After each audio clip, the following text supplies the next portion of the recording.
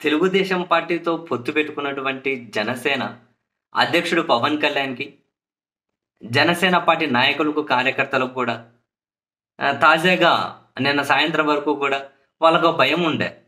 Common symbol వస్తదా? రాదా? గాజు గ్లాసు కేటాయిస్తారా? లేదా? అని.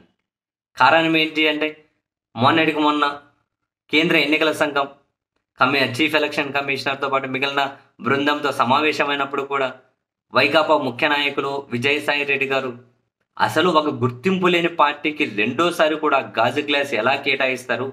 అది నిబంధనలకు విరుద్ధం. మేమిది ఎన్నికల కమిషన్ దృష్టికి తీసుకెళ్ళాము అని విజయసాయి రెడ్డి గారు చెప్పినప్పుడు జనసేన పార్టీ నాయకులు కూడా ఒక భయం మొదలైంది. అరే కొంపదీసి గాజు గ్లాస్ లేకుండా పోతదా? గుర్తు లేకుండా అక్కడొకరు, ఇక్కడొకరు ఒక సింబల్ మీద పోటీ చేయాల్సి వస్తే పరిస్థితి ఏంటి? చివరికి జనసేన పార్టీ అభ్యర్థులు కూడా సైకిల్ గుర్తు మీద పోటీ చేసే పరిస్థితి ఏమైనా వస్తదా? అనే భయపడ్డారు.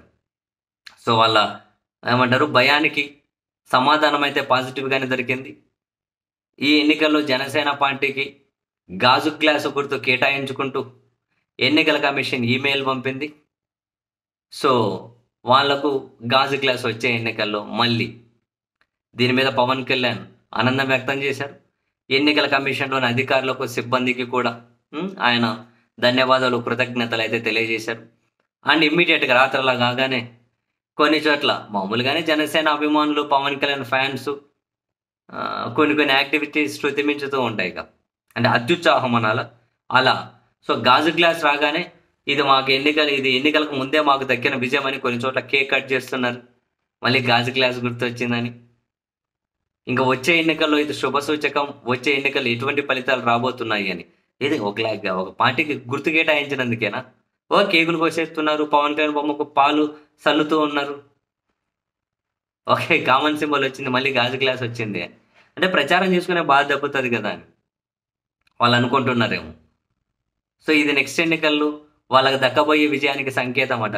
సరే, నెక్స్ట్ ఎన్నికల్లో విజయమేమో కానీ ఫస్ట్ ఆ చంద్రబాబు నాయుడు గారితో ఎన్ని సీట్లు ఆ పంచాయతీ తేల్చుకొని సాటిస్ఫాక్టరీగా సీట్లు పొందితే వచ్చే ఎన్నికల ఫలితాల గురించి తర్వాత ఆలోచించుకోవచ్చు. అలా సాటిస్ఫాక్టరీగా అంటే సీట్లు లేకుండా గాజు గ్లాస్ వస్తే ఏముంది, సైకిల్ గుర్తు వస్తే ఏముంది? ఏ గుర్తు వచ్చినా ఏం చేస్తారు? సంతృప్తికరంగా సీట్లు రావాలి కదా. మరి దాని మీద దృష్టి పెట్టాలి. వీళ్ళేమో గాజు గ్లాస్ వచ్చినందుకే కేకులు అయితే కోరుతున్నారు జోరుగా.